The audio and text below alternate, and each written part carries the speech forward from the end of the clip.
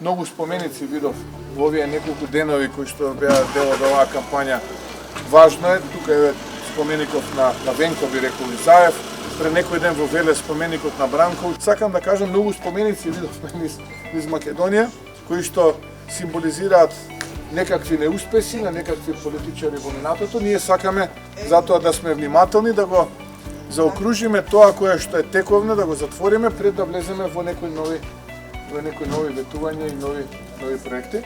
И сакаме да ги уочиме проблемите кои имаме по однос на здравството и здравствената политика воопшто. Еден проблем го гледате, недостатокот на изградбата на клиничка болница, која засега нас како работни минало и целокупното население во Источна Македонија. Вториот момент што сакаме да го уловиме недостатокот на кадар, за да се оформиме, да се доекипираме со кадар. Имаме го универзитетот, може да продуцираме кадар и да се подобре условите за работа на докторите. Само така ќе успееме да ги задржиме докторите. Што кажа, освен правење на добри доктори и специјалисти, треба да има значи и друг медицински персонал.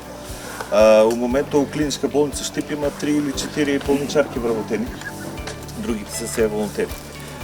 Така да, освен градењето на оваа зграда, прв чекор што треба да биде е вработување на медицински персонал и нивна едукација. Генерално без регионализација во здравствениот сектор, што ќе подразбира клинички центри кои што ќе бидат поставени рамномерно на секаде низ територијата на Република Македонија, за да биде пристапот до здравствената услуга и здравствената заштита на сите граѓани подеднаков, реално и не можеме да очекуваме напредок во здравствениот сектор во Република Македонија.